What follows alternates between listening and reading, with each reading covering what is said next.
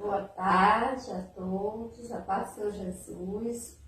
Hoje nós temos a honra, de receber o pastor Adriano Canela de Fogo, para fazer aqui a entrevista com ele, algumas perguntas. Vamos receber o pastor,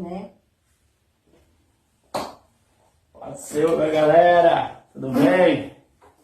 Pastor Adriano Pentecostal, Canela de Fogo, pastor presidente, fundador da Igreja Pentecostal, Coluna de Fogo, Atos 2, presidente também do Congresso Unção Sem Limite 2024, 25, se Deus permitir, Estamos fazendo a obra, Diaconisa Socorro. Pois é, para quem não sabe, me chamo Diaconisa Socorro, E aí, Canela de Fogo, como é que você tomou essa iniciativa de ser pastor e, além de pastor, ser um fundador do ministério?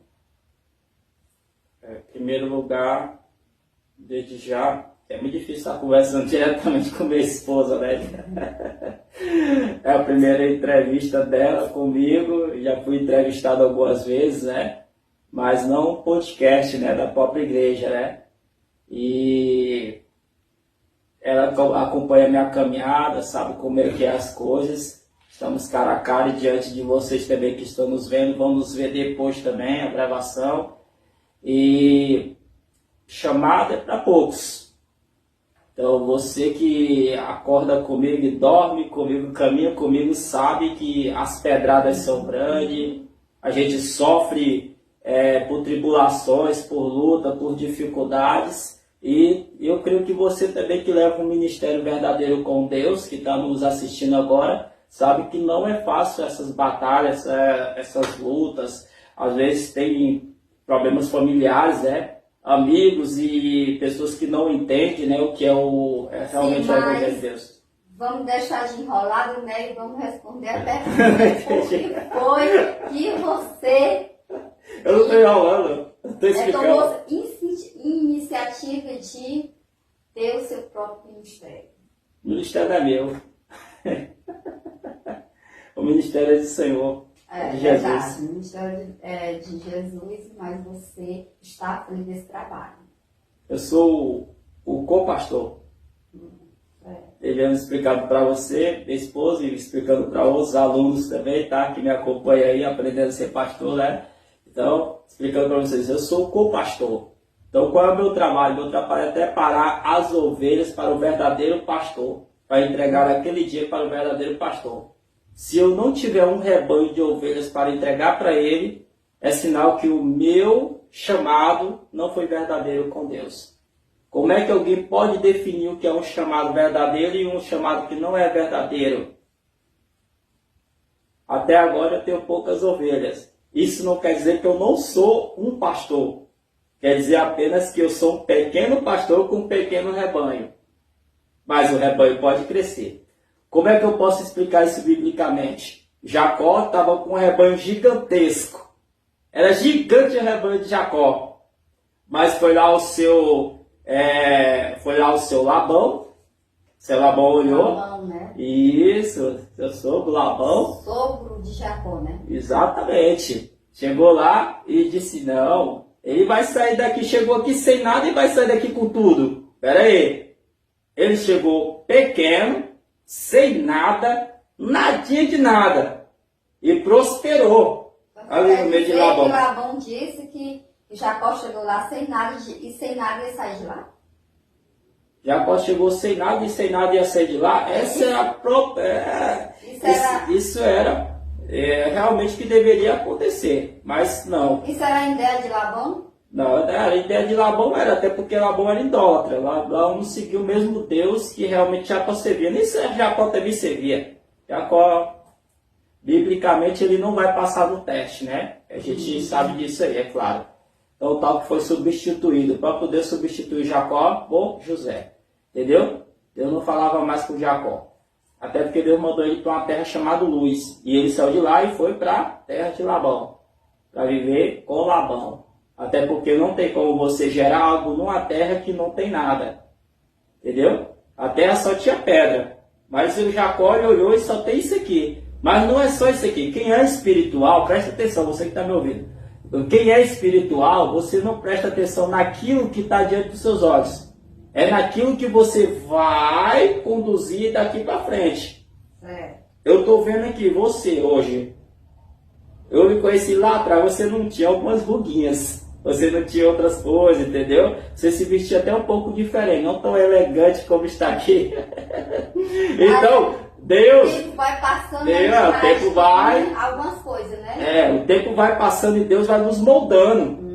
Deus vai nos moldando. Em vez de ficar feios, ficamos bonitos para Cristo e feios para o mundo. O mundo nos enxerga como pessoas horríveis. Podemos estar vestidos as melhores roupas, mas o mundo nos enxerga como pessoas horríveis.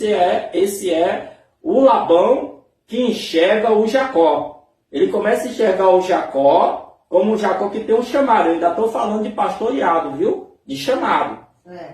Jacó não tinha chamado para ser um pastor, mas quando ele chega na casa de Labão, ele vê que ele pode sim, ele pode cuidar do rebanho de Labão melhor do que os filhos de Labão.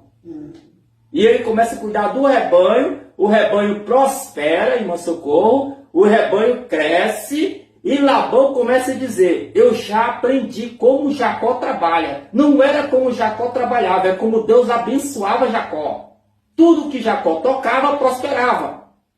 Jacó, ele cruzava uma ovelha listrada, com uma ovelha listrada e saía uma ovelha branca. E a lã da ovelha branca é 40 vezes mais cara do que a lã da ovelha listrada.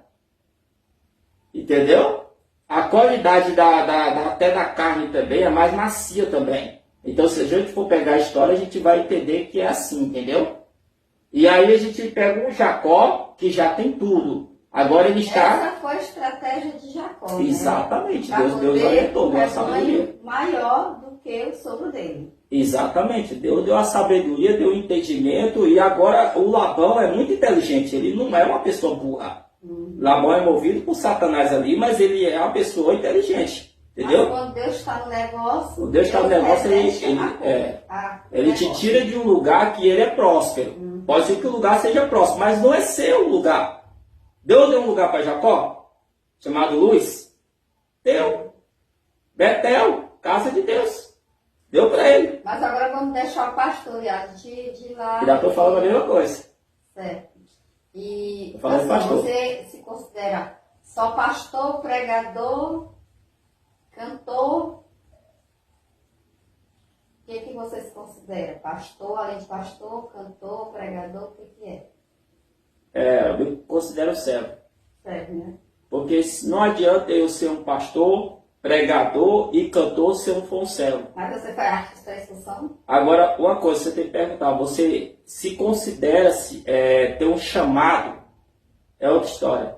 Porque o chamado você não cria. O chamado você tem. Então você vai passar pela... Você se considera cantor? Eu me considero alguém que canta para Deus. Me preparei para cantar para o Senhor. Entendeu? Há tempos que eu não consigo cantar. Porque há tempo de aflição que ninguém consegue cantar. Não sai a voz, não sai a fala, não sai nada. Você está na caverna. E o Elias na caverna, entendeu? Mas sem fugir de Jezabel, tá bom? A minha Ana tá aqui, tá? A Ana sem o sofrimento, viu, gente? Entendeu? Então... A Ana é a peninha, como é? Não tem penina na história, tá? Tem não. Que a promessa já se cumpriu, entendeu? Então não tem a penina na história. Então eu me considero sim um líder, me considero uma pessoa com responsabilidades para cumprir, cuidar de pessoas, mas as pessoas olham para mim e podem dizer, eu não me considero um pastor, entendeu? Elas podem dizer isso. Eu não lhe considero um líder. Pode dizer isso. Eu não lhe considero um cantor. Pode dizer isso também. É o direito. É o direito de resposta da pessoa. Entendeu? Ela não precisa aceitar. Agora só tem uma coisa. Quando você... Tem pessoas que já disseram, eu não gosto de você. Mas quando eu começo a cantar algum louvor, a pessoa está chorando lá no canto. Porque não é eu. É aquilo que está em mim que toca a pessoa lá. É o Espírito Santo de Deus. Aí eu concordo, é verdade. É o Espírito Santo de Deus. Tem pessoas que dizem, eu não gosto da sua mensagem, não gosto da tua pregação. Mas no culto ela não vai embora. Ela diz, Ai, que demora, que demora.